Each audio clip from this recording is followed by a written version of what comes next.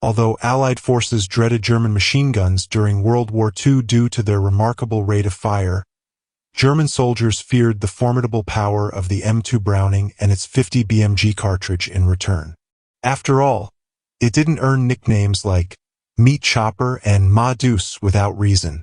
But the actual story is considerably more grim, and as you might expect, the aftermath of being struck by such a projectile was far more horrific.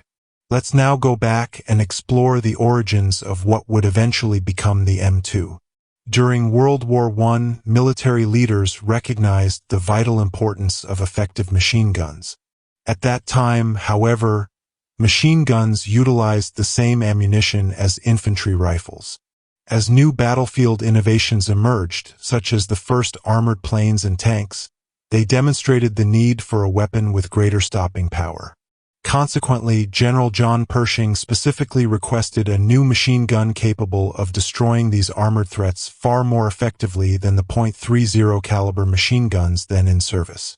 This task was assigned to John Browning, America's most renowned firearms designer.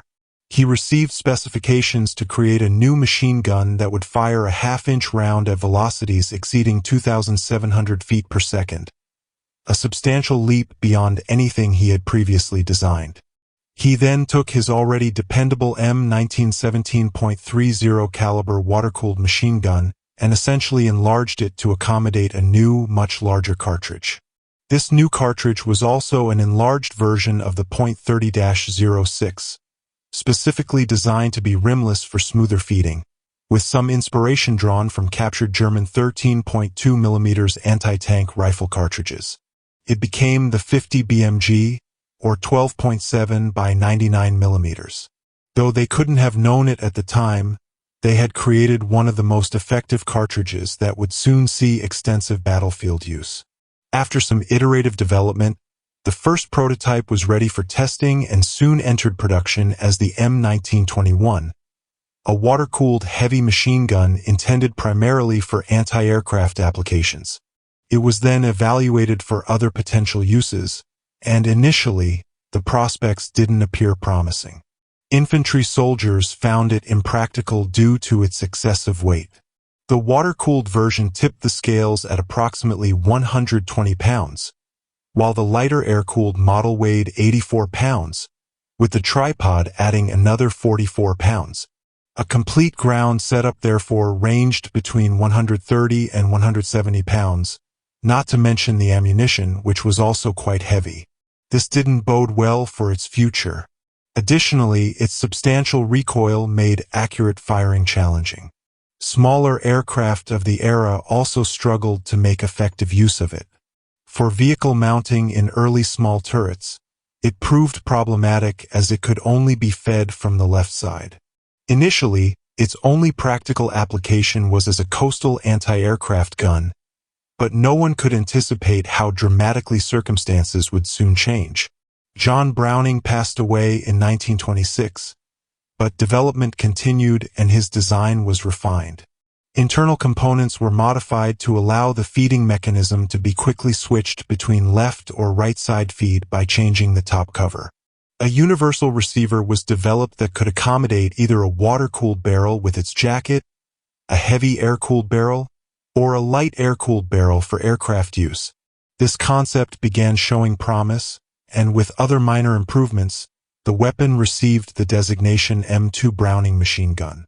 During this period, other nations had turned to heavier armaments such as 20mm or 30mm cannons. However, American military leaders believed the .50 caliber's high velocity and versatility would maintain its effectiveness. Consequently, it remained in production. Just how effective it would be was about to be demonstrated as the new global conflict erupted. The M2 evolved into the legendary Ma Deuce, the .50 caliber, or simply the 50, as soldiers would soon call it. For those unfamiliar, Ma Deuce was derived from the words mother and deuce, meaning two, suggesting something like mother of machine guns. As it turned out, this description was remarkably accurate. When World War II commenced, the United States already had M2s serving in multiple roles. fixed aircraft guns, anti-aircraft weapons mounted on ships, bombers, or vehicles, and of course on tripod mounts for infantry use. It proved effective against nearly any target they might encounter on the battlefield. Initially, its primary application was on aircraft, featuring lighter barrels and an enhanced rate of fire increased from approximately 500 to about 1,200 rounds per minute. Remember, this approaches the same rate of fire as the German MG-42, although it was designed only for short bursts and was tuned so high because in aircraft or anti-aircraft applications, gunners had only a brief window before targets moved out of sight. In certain configurations, the M2 reached extraordinary levels. For instance, most have heard of the B-17 Flying Fortress bomber, which employed M2s for defense against enemy fighter interceptors. The G model carried up to 13 of them mounted in twin configurations in various turrets. The P-47 Thunderbolt fighter bomber was equipped with 8 of them, 4 in each wing. Meanwhile, the Douglas A-26 Invader took this to another level with, listen to this, up to 18 minutes and 2 seconds, mounting 8 in the nose, 4 in each wing, and 2 in the turret. The M2 immediately proved to be a significant improvement over the lighter .30 caliber machine guns used early in the war, striking an ideal balance between rate of fire and individual round power. More than sufficient to bring down enemy fighter or bomber aircraft, it could easily penetrate engine blocks, particularly when using armor-piercing ammunition. And when several of them fired simultaneously, they posed a threat to anything on the battlefield. American fighter planes would strafe locomotives, armored vehicles, and even tanks with remarkable effectiveness, since roof armor was consistently thinner.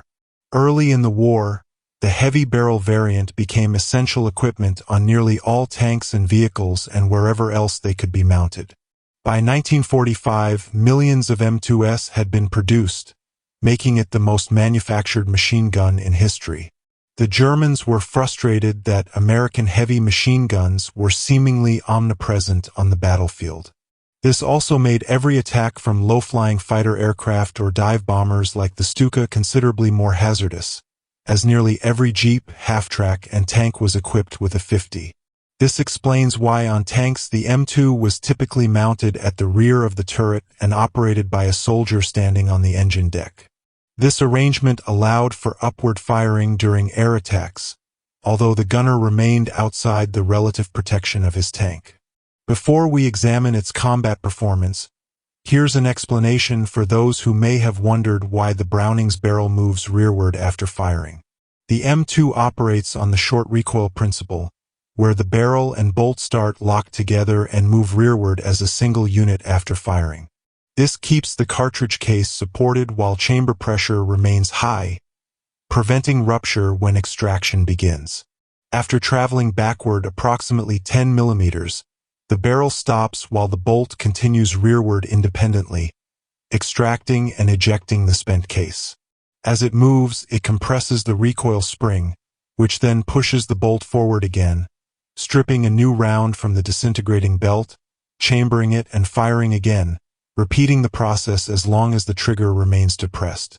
Now, let's discuss how the Germans perceived them and why they dreaded the 50s for several reasons. The first and most apparent was that Americans increasingly relied on overwhelming firepower as their primary tactic. The Germans naturally were terrified by this approach. The Americans never experienced ammunition shortages like the Germans did, and it seemed that anything with wheels or wings on the battlefield was equipped with at least one heavy machine gun. Being targeted by 50 caliber weapons was nothing like facing smaller caliber rounds, and they significantly outranged lighter machine guns. Just consider the difference between the 8mm Mauser round fired by the MG-42 and the 50 caliber beside it. The 50 delivers between 5 and 10 times more energy than all other weapons employed by infantry. So, if you were fighting from a building, for example, concrete or brick walls would no longer protect you, as the rounds would either penetrate the wall and kill you, or if not with the first round, a sustained burst concentrated on one spot would collapse the entire wall section or destroy your sandbag bunker. Even better armored tanks like the Panzer IV, when struck by heavy 50 caliber fire, could allow some rounds to penetrate, particularly from the side or rear, or have their optics and tracks damaged or turret jammed. Lightly armored Japanese tanks in the Pacific were easily disabled by the 50s, especially during banzai charges, which occurred on multiple occasions, surprising American tank crews who responded with everything they had.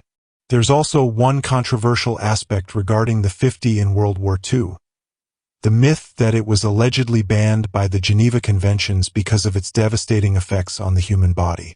This was indeed a myth, but the impact on the body was not exaggerated. Essentially, if you were struck by a 50 in any part of your body, you would either lose that limb if survival without it was possible, or you would perish. Many German soldiers unfortunately witnessed this firsthand. When the 50 BMG's energy transferred to a human body, it created an effect so gruesome that we cannot adequately describe it here due to platform restrictions, but I'm certain you understand the implication.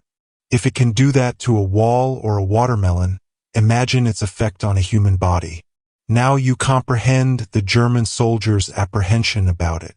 They adapted their tactics to counter American heavy machine gun positions, shifting from direct assaults to eliminating them with snipers, tanks, or indirect fire using mortars and artillery. Furthermore, the Germans possessed nothing comparable. Their heavy machine gun of the war was the MG42 or the MG34 when mounted on the Lafette tripod, which was considered the heavy machine gun configuration. And while the Lafette tripod was remarkably ingenious and provided German machine guns with exceptional accuracy and greater range, the 8mm Mauser round they fired had nowhere near the stopping power of the 50 BMG. The closest German equivalent to the M2 was their 13mm heavy machine gun, but it was used exclusively on fighter aircraft. The Germans did plan to utilize captured M2s mounted on U-boats as anti-aircraft weapons when they had to surface to charge batteries. They even manufactured copies of 50 BMG ammunition for this purpose, indicating their respect for the weapon, although actual implementation occurred only in rare instances. Before we explore some terrifying modifications of the M2 machine gun, let's examine the various types of ammunition they employed. The standard round was ball full metal jacket, which possessed considerable destructive power, but there were also specialized exotic variants that made it even more effective.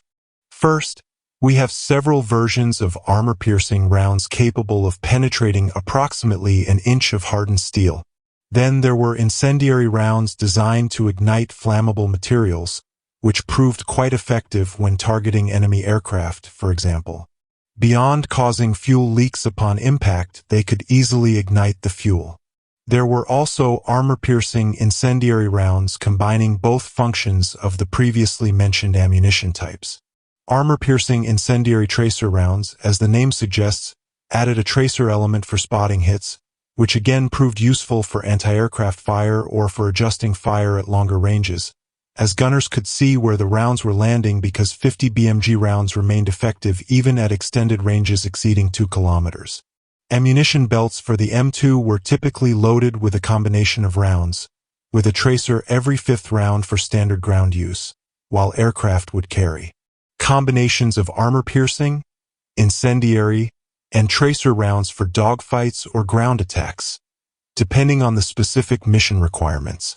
After World War II, some sophisticated specialized rounds were developed, such as the Raufoss multipurpose round. This combined everything in a single cartridge with an armor-piercing tungsten core, plus a small explosive and incendiary charge that also created fragmentation. It behaved like a 20mm cannon shell, but in a 50 BMG package. Then there's the SLAP, Sabot Light Armor Penetrator, which functions similarly to much larger armor-piercing discarding sabot rounds fired by tanks. It features a small sub-caliber penetrator made from extremely dense material, typically tungsten, and offers significantly better armor penetration while remaining quite effective against lightly armored vehicles or helicopters. However, these were generally used in sniper rifles as they weren't inexpensive rounds to fire in fully automatic mode. Oh, and speaking of sniper rifles, the 50 BMG cartridge so impressed the American military that they built a sniper rifle around it. The most famous example is Carlos Hathcock, the legendary sniper from the Vietnam War, who experimented with an M2 machine gun by attaching a telescopic sight for engaging targets with single shots at extended ranges where standard smaller caliber sniper rifles weren't as effective. He even achieved confirmed kills using a scoped M2. This inspired and later led to the creation of the M82 Barrett, the so-called anti-material sniper rifle chambered in 50 BMG that became renowned in the American military. No discussion of the 50 would be complete without mentioning something called the Quad 50. When one heavy machine gun isn't sufficient, you simply take 4 of them and mount them on a single platform, directing it toward anything you wish to eliminate. This is the M45 Maxon quad mount. Originally developed for mobile defense against low-flying aircraft, the 50 BMG was effective for shooting down aircraft, but the challenge was its relatively low rate of fire and the brief window gunners had to hit fast-moving targets. So the solution was to multiply by 4, and now approximately 40 rounds were fired every second. The Germans had a similar but even more powerful concept with their quad 20mm anti-aircraft cannons, but it was a much heavier system specifically designed for anti-aircraft roles, while the Quad 50 was simpler and more versatile. The electrically operated turret could rapidly traverse 360 degrees and elevate up to 90 degrees to quickly acquire targets. It could be positioned on the ground independently or mounted on vehicles. It wasn't long before someone directed the Quad 50 against ground targets, especially later in the war when the Allies gained air superiority, reducing concerns about the Luftwaffe. They were also employed for infantry support, and the effect of 450s firing at a single point was simply devastating. This Quad 50 remained in service after the war and saw combat in the Korean and Vietnam conflicts as well. It was even creatively mounted on trucks to protect convoys from ambushes. As for 50 caliber gunners from World War II to the present day, they wielded substantial firepower. But this came at the cost of becoming priority targets for the enemy, who would do anything to eliminate them as quickly as possible. Consequently, they would rapidly attract attention with their distinctive firing sound, smoke, and muzzle flashes. For reasons unclear, for too long, early 50 caliber gunners on vehicles and tanks lacked shields to protect them from enemy small arms fire. These weren't standardized until much later during the Vietnam War, and even Humvees in more recent conflicts didn't have shields until significant losses from snipers or urban combat occurred. This led to the development of turrets and later remote weapon stations like Crows that addressed this problem. Now, instead of exposing their head and upper body to fire the machine gun, gunners operate the weapon with a joystick and camera from within the safety of their vehicle, utilizing advanced technology such as laser rangefinders, night vision, thermal imaging, and so on. These systems are designed to work not just with 50s, but also with other machine guns or automatic grenade launchers. Regarding the M2 Browning, it's remarkable how far it evolved from a weapon that initially didn't appear very promising. So far, in fact, that it remains extensively used today with only minor modifications and improvements, retaining the same core design from over a century ago. The most visible recent change was the M2A1 configuration with an improved barrel change system, flash suppressor, and manual safety, but beyond that, it's essentially the same weapon.